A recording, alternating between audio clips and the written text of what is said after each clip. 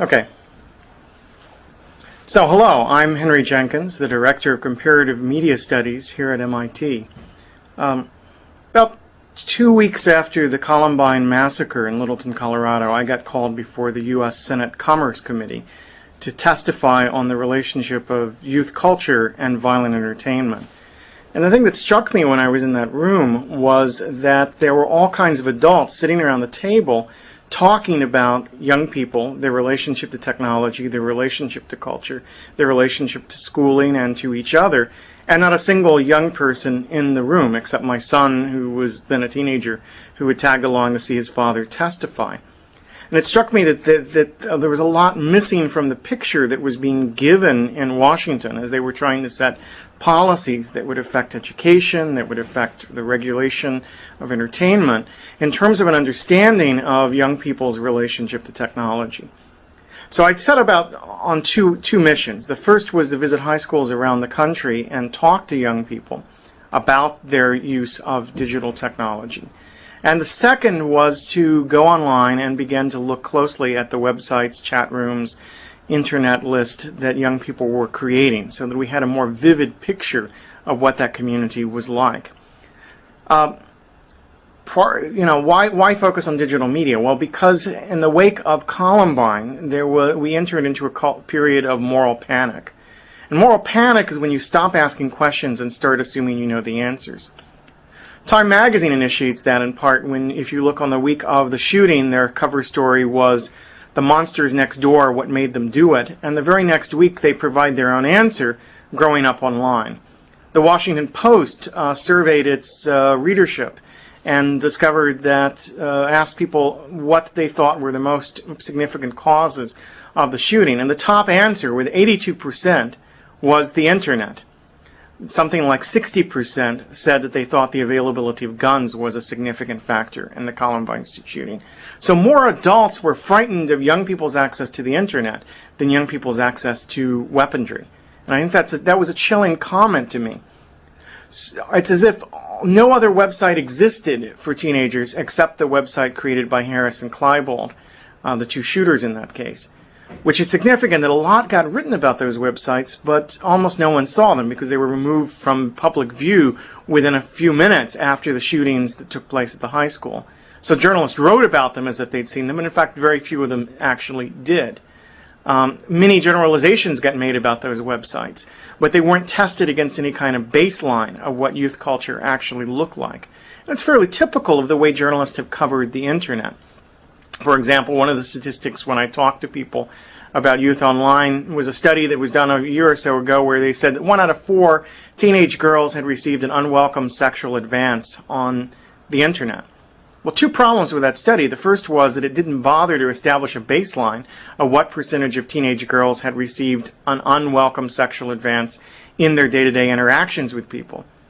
And secondly, it turns out that their definition of unwelcome sexual advance was broad enough to include someone being asked out on a date by someone they didn't want to go out with. So you have to, in fact, it would be surprising if only 1 out of 4 teenage girls had ever been asked on a date by someone they didn't want to go out with, let alone been subjected to sexual harassment or sexual molestation or sexual stalking, which was the level of language that was used mostly in the media in reporting them. So what did I find when I began talking to teenagers and going online? Well, the first thing I saw, when you look at teen websites, they often present themselves as a utopian space that's totally removed from the world of school and the world of home. They're described as a place where people can have their own identities, that they can preserve their dignity and self-respect, that they can express themselves, that they can form communities with other people. And what's interesting is if you look at that utopian rhetoric, it almost always includes hints of a dystopian relationship to schooling. Because if you read one of the websites I like to look at is a site called Palisades. And Palisades is described as a strong fence that protects you from being torn down. And in fact, as the girl describes her site, she several times emphasizes this need for protection, need to be free from being torn down from people around them. And that emphasis on the dark side of schooling should give pause to adults who are looking for an understanding of why something like Columbine comes about. That when I talk to young people about Columbine, they almost always understand it in a context of school bullying, in the context of parental neglect, in the context of kids' lack of self-esteem and dignity. That many of them say it's remarkable that they were never pushed to the point where they wanted to gun down their classmates, because they feel like they know what kinds of experiences these young boys went through. And we see that when we look on the web. We see that expression of both a hope for something better that the web seems to represent for them, and we see that sense of fear or anxiety about what the school classroom actually means to these kids. I think it's very significant to think about what it means to have a home page when you don't have a home. What it is to have a home page when you don't control the physical environment around you, where the virtual environment becomes the only space where you can decide what you want to tell, who you want to be, as opposed to having identities and assumptions foisted on you in the school environment. It becomes especially important for kids who are outsiders, kids who are alienated within the school community, because those kids often feel like there is no safe haven for them in the school. I was one of those kids, and I remember rather vividly walking through the hallway of my high school, having people spit at me, call me names, threaten to beat me up. And I remember one day the school was a square, and I remember walking around the square during my lunch hour, walking faster and faster, trying to get around 4 or 5 different clusters of kids, all of whom were verbally abusive to me, and feeling there was no place that I belonged. There was no place that I felt connected to other kids. My son, who's something of an outcast in his high school, but he was able to go online and connect with other kids and form a social network that supported him. He found someone somewhere who didn't stigmatize him on the basis of the public perception of him in his immediate face-to-face environment, but instead respected him for what he contributed to the well-being of that group, what kinds of ideas he expressed, what kinds of values he embodied in his own relationship. And so his early relationships took place online. They were social relationships, initially friendships, but gradually romantic relationships with teenage girls who he knew intimately, but were in fact living halfway across the country in one case and halfway across the world in another. And that set of social connections seems very, very important. The act of forming, say, a web ring among websites for teenagers becomes a moment of acceptance, of linkage to other kids that I think that becomes central to the social rituals of that generation. Subcultures become particularly important in that context. There's an amazing site that I stumbled across in my research that had a picture of Audrey Hepburn on it. And I was curious to click down and see what teenage girl would put a picture of Audrey Hepburn on her website. And what it said was, I'm a person of mixed racial ancestry. And she rattled off like 8 or 9 different national cultures that were in her family ties. And she said, I don't know what race or nationality I am. I don't know where I belong. That sense of old categories of racial and national identity breaking down in a multicultural society over generations leaves one hungry for that sense of affiliation or cultural connection, of rootedness. But the search becomes for a self-selecting cultural community, something like the goth community, something like the riot girls, something like the skaters or ravers, become communities of affiliation that these young people feel ties to. They become very, very powerful parts of who they are and how they see themselves. And schools' attempts to suppress those views, as took place with the goth community following Columbine, become direct threats to their sense of developing cultural identity, their sense of who they are and what their place is in the world. I remember talking at a high school on my lecture tour, and this teenage girl came up to me wearing pastel colors and little pink flip-flops and a little bit of glitter on her cheeks, and she said, I'm a goth. And I said, that's remarkable. And she pulled open her top a little bit and showed me this necklace which she wore, which was clearly a marker of goth subcultural identity that she wore underneath all the pink and pastel. And she said, I went into the closet, I went undercover because of the reaction to my subculture following Columbine. And it was like my friends who were gay or lesbian but are not out at the office, who wear a little pink triangle underneath their top, that she was hiding who she was, but she clung to that symbol because it was a central part of her cultural identity. The other thing one wants to say about the web in these teenagers' lives is that it's a space of creativity. One of the letters that I got after Columbine was describing the fact that Harris and Klebold got all this attention for the message they wanted to deliver about what it was to be an outsider, what it was to be alien in high school, and asked if they'd written an essay or a poem or taken a photograph, would anyone in the adult population have paid attention to those ideas? And it's a legitimate question because all through the web one sees site after site where teenagers are writing stories, doing Photoshop collages, writing poems, publishing their own literary magazines, composing music and putting it on the web in MP3 files, making digital films. There's an enormous array of creativity on the web by these teenagers that is totally unknown by the adults in their surroundings, by their parents, by their teachers, that is fostered by their participation in online subcultures. Now, what are the implications of that for us as educators? I think it invites us to go back to this question of media literacy, which is a word that gets thrown around an awful lot in educational circles.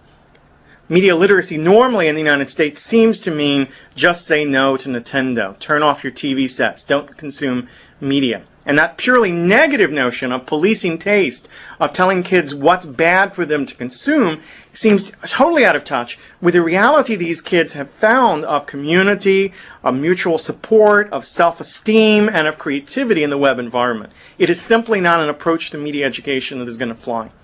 Beyond that, if we're being honest about what we mean by literacy, literacy isn't a taste, it's a set of skills. And literacy, if we talk about traditional literacy, and we imagine someone who could read but couldn't write, we would not describe them as literate. We would not describe them as someone who had the full skills necessary to participate in a society of literacy. So for me, the way you approach media literacy is to begin by empowering teenagers to create, to express themselves, to build on the existing base of subcultural expression or personal expression which is taking place in the web environment, to give them projects which gets them in the frame of mind of thinking about building media. And then through that, have them begin to think more critically about the media in their own environment, the media they consume. If you want to make messages about racial stereotypes or the role of violence or commercialization, the way you do it is not to say, this is bad, don't touch it, but rather to say, you're making this product, what choices are you going to make about the relationship you have to your consumers, what values are you going to embody in that product, what kinds of role model you're providing for other teenagers through the site that you've constructed.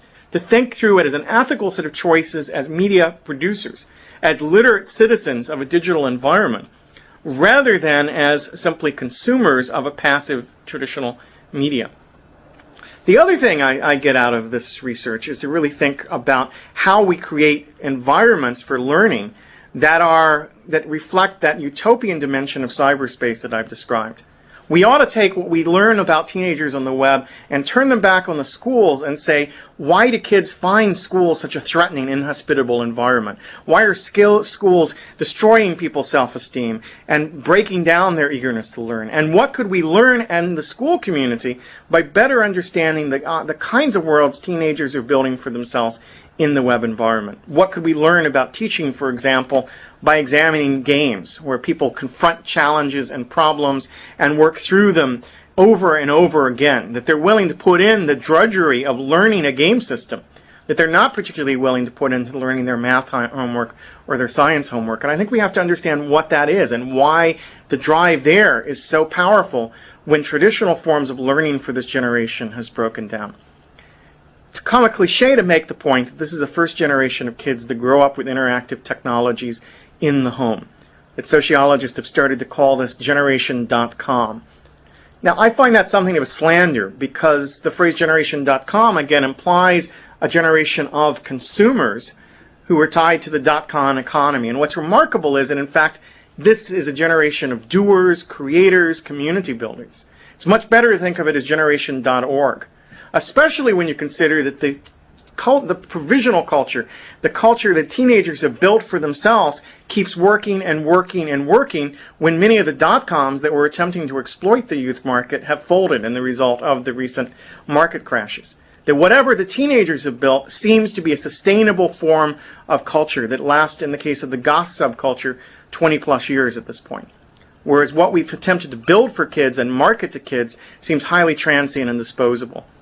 So if we're really going to understand education and the mission of education for the 21st century, then what we really have to do is develop a much more ethnographic perspective on the kinds of cultures and the kinds of learning and the kinds of community that have emerged in the online world of teens. Thanks.